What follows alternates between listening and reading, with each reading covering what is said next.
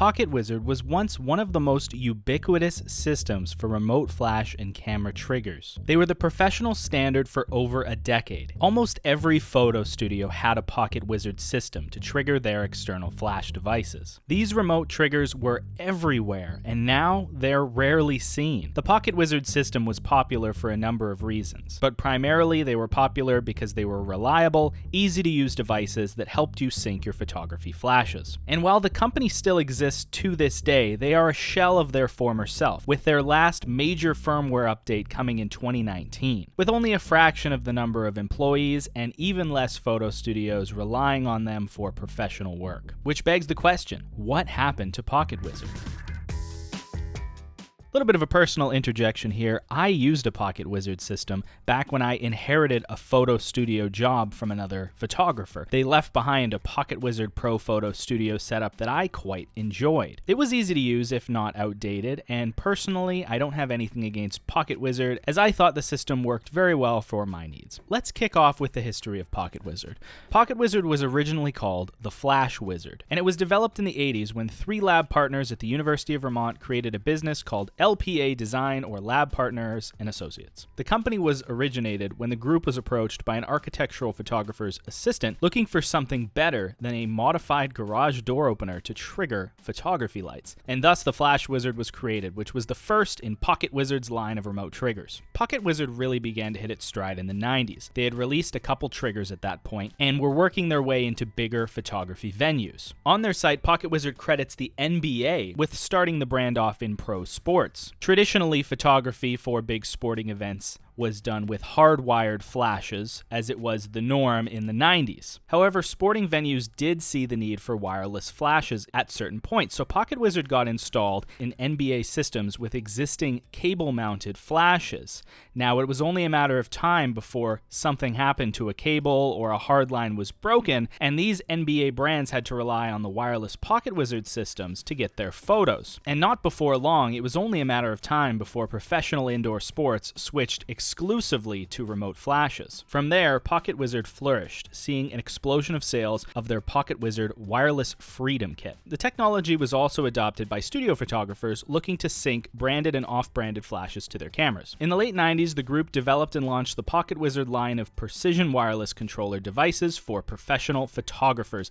These were called the Plus and the Multimax. Now, these products evolved dramatically over the years, but essentially formed the foundation of their main line of radio triggers. From there, the company maintained dominance until the late 2000s, when PocketWizard launched a new era of triggering devices featuring the Mini TT1 transmitter and the Flex TT5 transceiver for Canon. There was also a Nikon version that followed. With the slide and shoot simplicity control of the new platform, these E and TTL and iTTL capable radio slaves made taking off-camera flashes as effortless as slide in, turn on, and shoot. The company reached its height after 2010, launching multiple lines of new radio-controlled triggers and flash assist systems, such as the Power ST4 for Elechrome RX lights and the AC9 Alien Bees adapter. These systems provided remote power control for studio photographers, and the AC3 controller was introduced as a simple way to dial up power levels in both TTL and manual mode for speed lights and studio lights, which were very important for commercial photography. Over the years, the brand kept innovating on its base lines, like the PocketWizard Plus, which in 2012 received its 3rd version,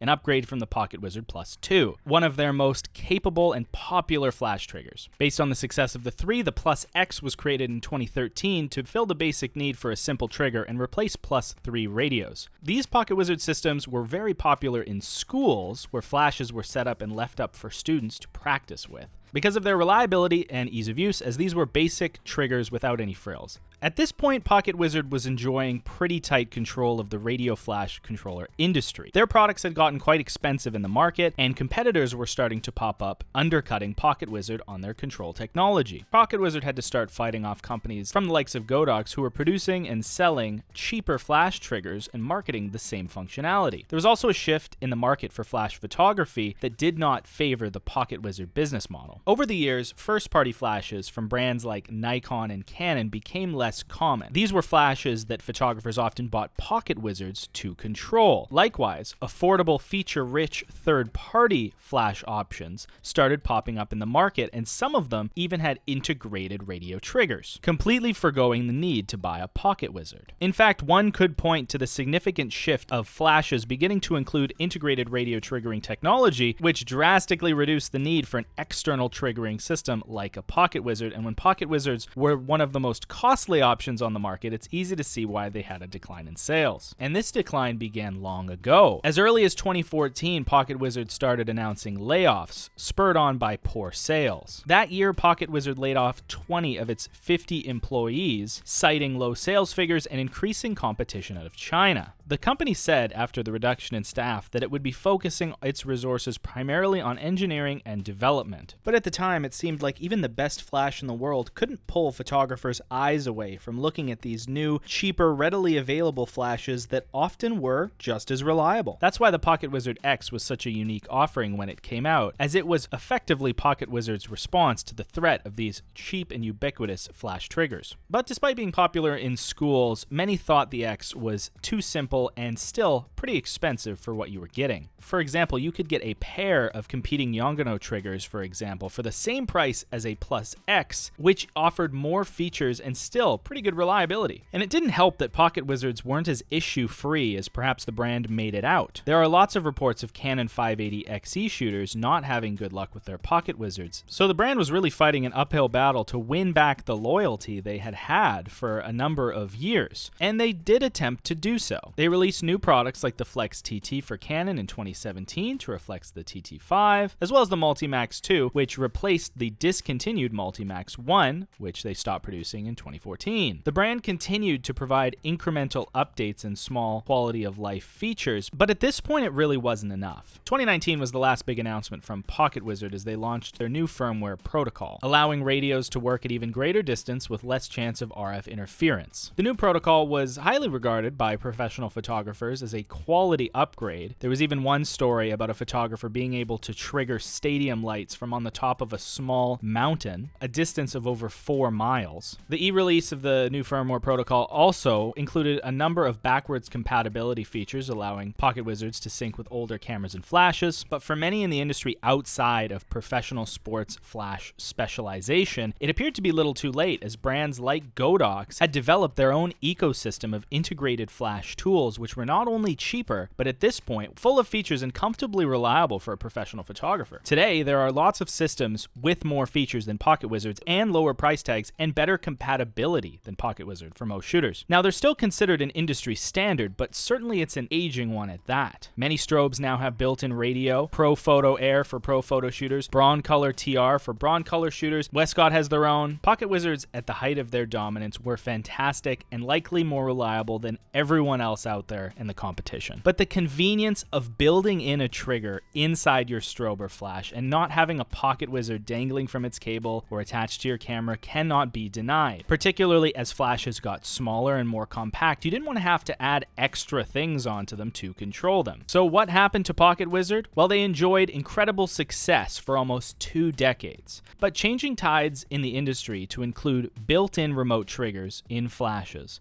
as well as the general simplification and increase in competitors in the flash photography market, saw PocketWizard lose its dominance and need to innovate on the same level that it did decades ago. However, it seemed a little too late for PocketWizard, as up until now they've been unable to release a breakthrough product like those original radio control triggers, meaning that despite still making quality products, PocketWizard is unlikely to enjoy the same amount of success and dominance in the market as they had in the past. But what do you guys think about the story of PocketWizard? First, have you ever used these triggers before? What is your experience working with PocketWizard? And second, what do you think the future is for this company? It definitely seems like a bastion of old. Their products are still very good, and their website is still active, they still have a head office, they still make products, but not nearly at the same speed as they used to. Additionally, many photographers are shooting with Godox now, and like brands like Pro Photo, they have their own systems. So is there still a need for a off-camera external flash controller in the same vein as a traditional PocketWizard? What do you think is the future for PocketWizard PocketWizard and the brand. Let me know down in the comments below. I read every single one of them. I'll do my best to respond. Thank you very much. This video is coming out around the holidays, so I just want to wish everyone happy holidays. Thank you so much for watching my videos. Happy New Year, and I'll see you guys in the next video.